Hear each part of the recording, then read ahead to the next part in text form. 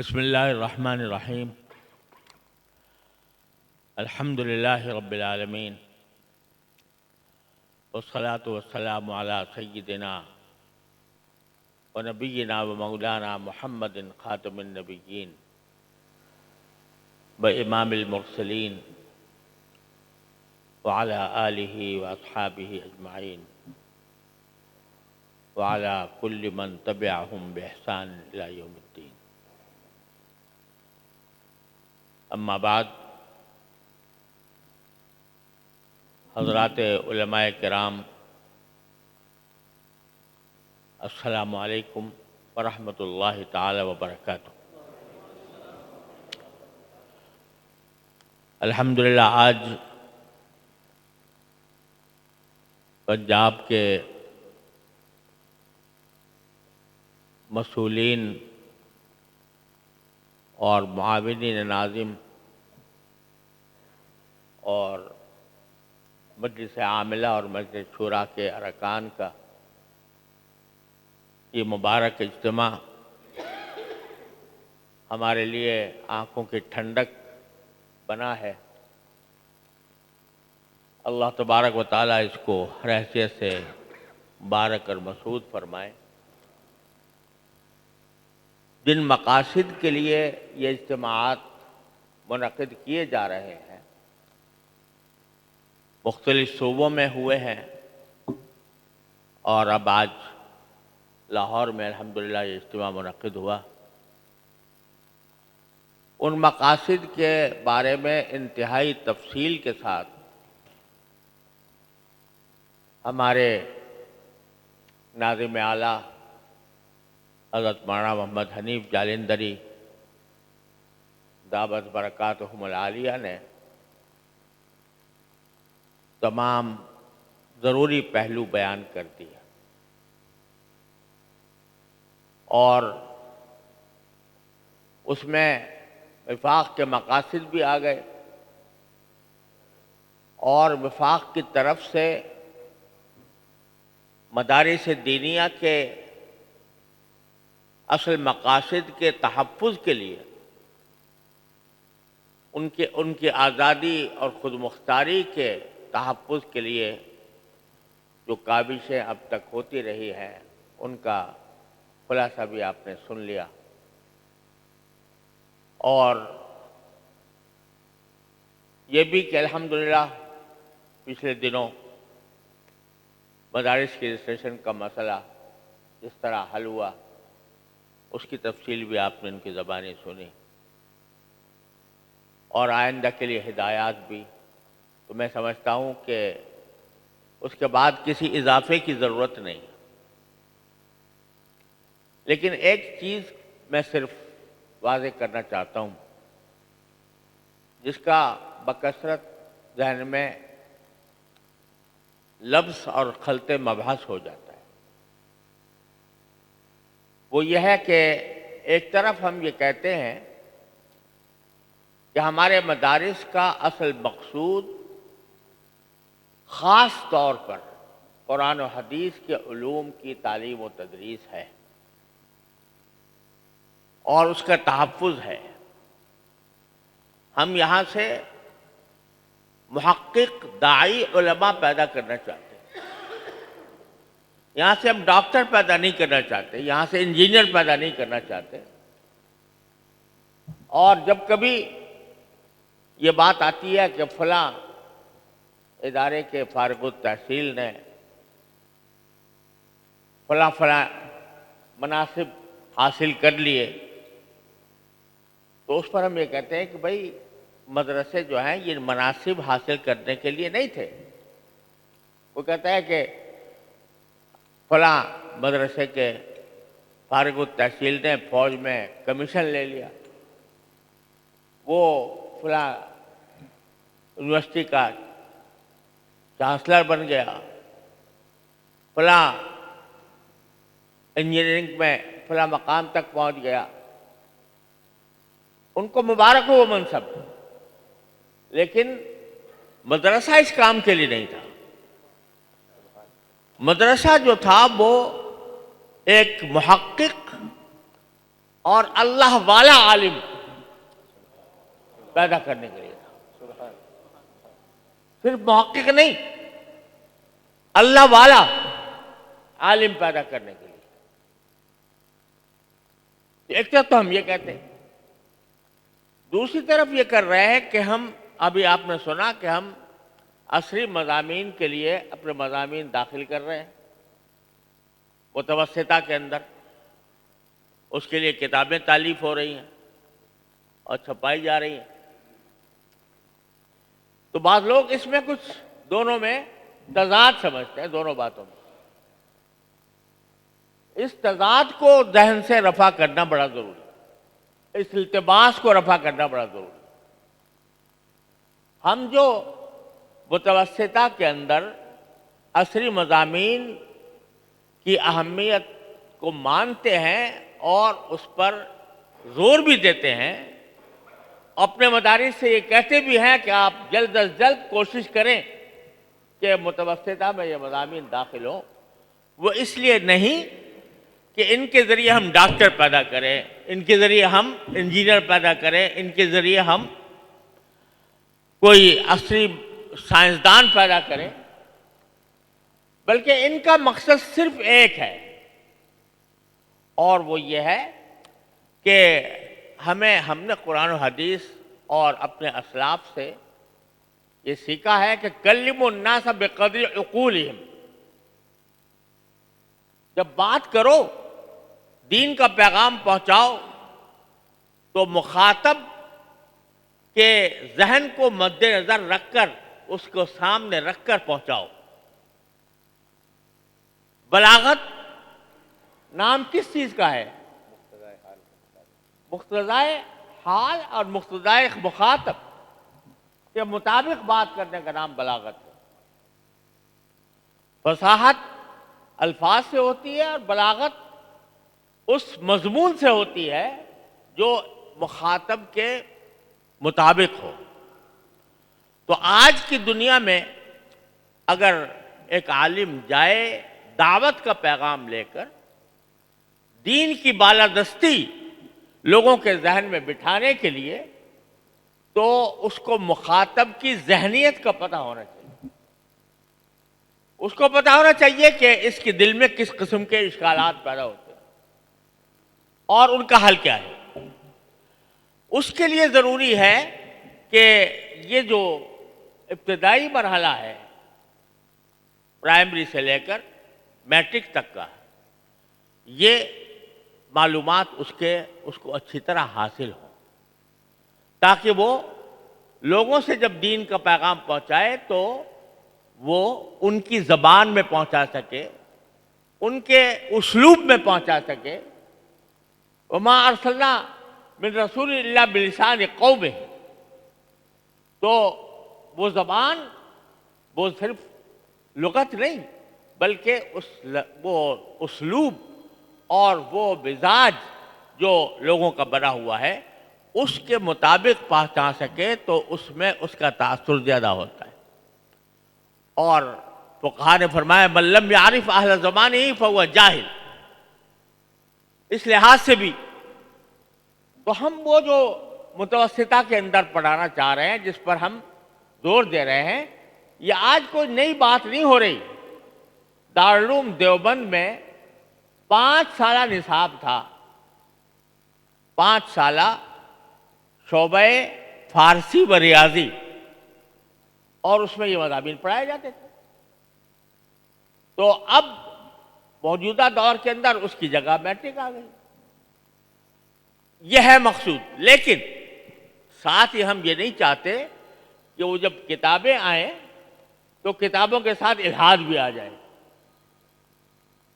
اقبال نے کہا تھا کہ ہم سمجھتے تھے کہ لائے گی فراغت تعلیم، یا کیا خبر تھی کہ چلا آئے گا الحاد بھی ساتھ. ہم سمجھتے تھے کہ لائے گی فراغت تعلیم، کیا خبر تھی کہ چلا آئے گا الحاد بھی ساتھ. تو ہم یہ چاہتے ہیں کہ پڑھائیں تو ضرور، لیکن وہ سائنس پڑھائیں جو اللہ تک پہنچانے والی، وہ تاریخ پڑھائیں جو اسلام کی اور اسلام کی شخصیات کی عظمت دلوں میں پیدا کریں. وہ ریاضی پڑھائیں جو انسان کو سود کی نفرت سکھائے, زکوٰۃ کی اہمیت دل بتائے. تو سارے مضامین جو ہم پڑھائیں وہ اسلام کے اور دین کے رنگ میں رنگے ہوئے. اس لیے ہم نئی کتابیں تیار کر رہے ہیں. نہیں ورنہ کتابیں تو موجود ہیں, لیکن نئی کتابیں اس لیے تیار کر رہے ہیں تاکہ یہ کتابیں ہمارے دین کے رنگ میں رنگی ہوئی ہوں. سائنس جو ہے وہ اللہ تعالیٰ تک پہنچانے کا ایک بہت بڑا ذریعہ ہے, اگر انسان اس پر صحیح طریقے سے غور کرے. تو سائنس کو اس طرح پڑھایا جائے جو انسان کو اللہ تک پہنچائے. یہ ایک کام ہے. دوسرا کام وہ مدرسے کا اصل میں نہیں تھا, لیکن دین کی ایک ضرورت بے شک ہے. وہ یہ کہ اس وقت جتنے محکمے ہیں, جتنے ادارے ہیں, اور چاہے وہ سول ادارے ہوں یا فوج کے ادارے ہوں, اس میں ایسے لوگ پہنچے ہوئے ہیں جو اس مغربی نظام تعلیم سے گزرے ہیں جس میں کہیں دین کا نام و نشان ہے نہیں. تو ہمارا ایک کام بحیثیت مسلمان ایک کام یہ ہے کہ ان مناصب تک ہم ایسے لوگوں کو پہنچائیں کہ جو دینی ذہن رکھنے والے ہوں, اور ان کے لیے ایسی تعلیم کا انتظام کریں کہ اس تعلیم کے ذریعے وہ اپنے فن میں بھی ماہر ہوں, باقی ڈاکٹر ہوں, باقی انجینئر ہوں, باقی سائنسدان ہوں, لیکن مسلمان ڈاکٹر, مسلمان سائنسدان, مسلمان انجینئر, یہ ایک دوسری لائن ہے کام کرنے کی. یہ جو مولانا نے ذکر کیا کہ اسکول, ہم کہتے ہیں مدارس سے بھی کہتے ہیں آپ اسکول قائم کریں, کالج قائم کریں, یونیورسٹی قائم کریں, لیکن وہ کالج, یونیورسٹی, اسکول جو ہے وہ ایک الگ لائن ہے.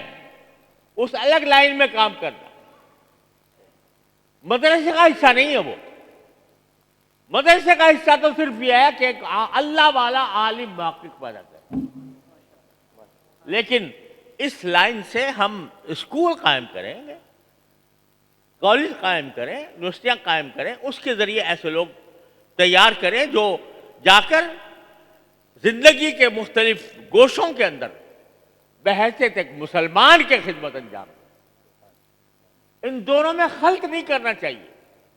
یہ خلط مبحث ہو جاتا ہے بعض اوقات, تو اس کی وجہ سے غلط فہمیاں پیدا ہوتی ہیں. دونوں کام الگ الگ ہیں. جہاں تک مدارس کے تعلق ہے, مدارس سے صرف عالم پیدا ہوگا, مدارس سے صرف اللہ والا پیدا ہوگا, مدارس سے صرف متبع سنت عالم پیدا ہوگا. وہاں سے ڈاکٹر نہیں نکلے گا, وہاں سے انجینئر نہیں نکلے گا. جو اس سے یہ مطالبہ کرتا ہے کہ تمہارے یہاں سے کوئی سائنسداں پیدا نہیں ہوا, اس سے زیادہ احمق کوئی اور نہیں. لیکن ہاں ہم یہ ضرور چاہتے ہیں کہ ان اداروں کے اندر, ان مضامین کے اندر مسلمان پیدا ہوں. حضرت علامہ شبیر احمد صاحب عثمانی, شیخ الاسلام علامہ شبیر احمد صاحب عثمانی رحمۃ اللہ علیہ فرمایا کرتے تھے, ان حکمرانوں سے کہتے تھے کہ لوگ سمجھتے ہیں کہ ملا حکمران بننا چاہتا ہے. ملا حکمران بننا نہیں چاہتا, لیکن ملا حکمرانوں کو تھوڑا سا ملا بنانا چاہتا ہے.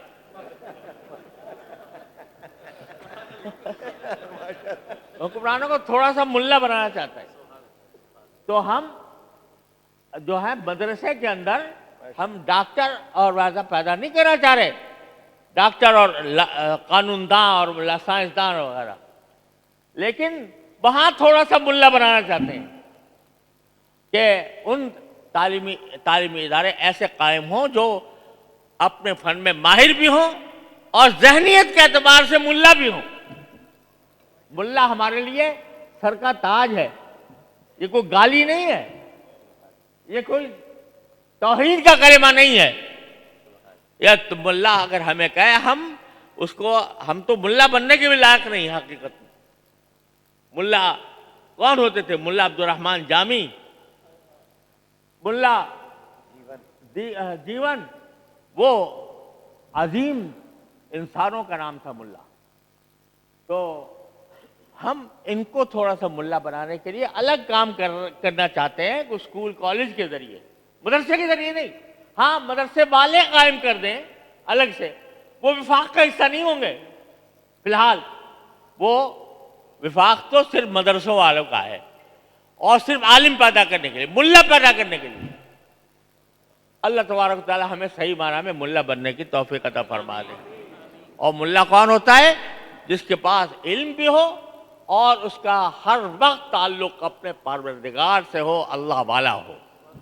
ہمارے حضرت والد ماجد رحمۃ اللہ علیہ فرمایا کرتے تھے کہ مجھے بڑے بڑے محققین اتنے نہیں چاہیے، مجھے اللہ والے چاہیے۔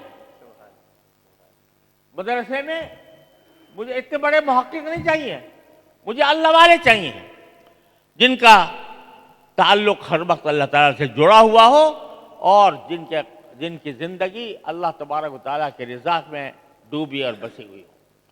اللہ تبارک و تعالیٰ ہمیں ایسا بنا دے۔ میں تمام حضرات کا تہ دل سے شکر گزار ہوں کہ وہ اس موقع پر تشریف لائے، جمع ہوئے، اور ایک اہم مقصد کے لیے جمع ہوئے۔ یہ ہمارا وفاق اللہ تعالیٰ کے فضل و کرم سے ایک نعمت ہے، اور اس میں باہم ملتے رہنا یہ انشاءاللہ ہمارے کاموں کے لیے ممد و معاون ہوگا۔ اللہ تعالیٰ آپ سب کو اس کا بہترین اجر عطا فرمائے، اور جو تجاویز آپ نے عطا فرمائی ہے انشاءاللہ ان کے اوپر پورا اہتمام سے غور کیا جائے گا۔ اور یہی در حقیقت مقصد تھا اس اجتماع کا، کہ تجاویز آئیں، کوئی بات سامنے آئے تو اس کے اوپر غور کیا جائے، اور جتنے قابل عمل باتیں ہوں ان کے اوپر انشاءاللہ عمل درآمد ہو۔ اور میں انتہائی شکر گزار ہوں آس اکیڈمی کے محترم حضرت مولانا منور صاحب کا، کہ انہوں نے اس اجتماع کے لیے بہترین انتظام فرمایا، اور نظم و ضبط بھی ماشاءاللہ اعلیٰ درجے کا، اور انتظامات بھی اعلیٰ درجے کے۔ اللہ تبارک و تعالیٰ اپنے رحمت سے ان کو اس کی بہترین جزا عطا فرمائے، اور اس ادارے کو دن دونی رات چوگنی ترقی عطا فرمائے۔ وآخر دعوانا الحمدللہ رب العالمین۔ اللہم صلی علی سیدنا محمد وعلی سیدنا محمد کما صلیت علی ابراہیم وعلی ابراہیم انک حمید مجید۔ ربنا ظلمنا انفسنا وان لم تغفر لنا وترحمنا لنکونن من الخاسرین۔ ربنا آتنا فی الدنیا حسنۃ وفی الآخرۃ حسنۃ وقنا عذاب النار۔ اللہم انفعنا بما علمتنا وعلمنا ما ينفعنا۔ اللہم انفعنا بما علمتنا وعلمنا ما ينفعنا۔ اللہم وفقنا لما تحب وترضى من القول والفعل والعمل والنیة والہدی انک علی کل شیء قدیر۔ ربنا آتنا من لدنک رحمۃ وہیئ لنا من امرنا رشدا۔ یا اللہ اپنے فضل و کرم سے، اپنی رحمت سے ہم سب کو اپنے رضا کی زندگی عطا فرما۔ یا اللہ ہماری زندگی کا لمحہ لمحہ اپنے رضا کامل کے اندر صرف فرما دیجئے۔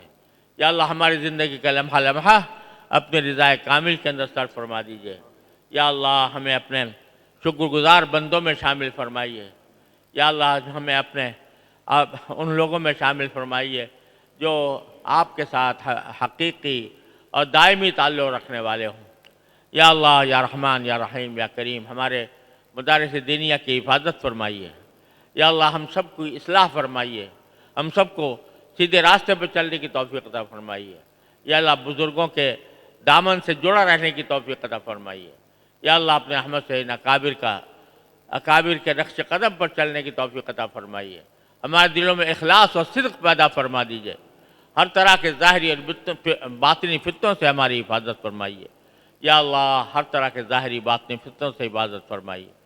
یا ارحم الراحمین مدارس کے تمام مسائل اپنے فضل و کرم سے حل فرما دیجئے۔ یا اللہ مدارس کو امن و سکون کے ساتھ، عافیت و اطمینان کے ساتھ خدمت دین کی توفیق عطا فرماتے رہیے، اور ہر طرح کے شر سے ان کی حفاظت فرمائیے۔ یا اللہ تمام حاضرین کو ان کے تمام جائز مقاصد میں کامیابی عطا فرما۔ عبدالبر سکر گاہی رحمۃ اللہ علیہ کی دادی کا انتقال ہو گیا ہے۔ یا اللہ اپنی رحمت سے، اپنے فضل و کرم سے ان کی مغفرت فرمائیے، ان کو درجات عالیہ عطا فرمائیے۔ قاری عبدالرشید صاحب، مولانا قاضی عبدالرشید صاحب رحمۃ اللہ علیہ، جو ہمارے پنجاب کے ناظم تھے، ان کا بھی کچھ عرصے پہلے انتقال ہوا۔ یا اللہ اپنی رحمت سے ان کی مغفرت فرما، ان کو درجات عالیہ عطا فرما، ان کی خدمات کو قبول فرما، اور ان کو بہترین جزا، ان کے قربانیوں کی، ان کے کاموں کی یا بہترین جزا عطا فرما۔ ربنا لا تدع لنا ذنبا الا غفرته ولا ہما الا فرجته ولا دینا الا قضیته ولا حاجة من حوائج الدنيا والآخرة الا قضيتها ويسرتها يا ارحم الراحمين۔ ربنا تقبل منا انك انت السميع العليم وتب علينا انك انت التواب الرحيم، وصلى الله تعالى على خير خلقه سيدنا مولانا محمد وعلى آله واصحابه اجمعين، آمین برحمتك یا ارحم۔ ابھی انشاءاللہ اذان ظہر ہوگی۔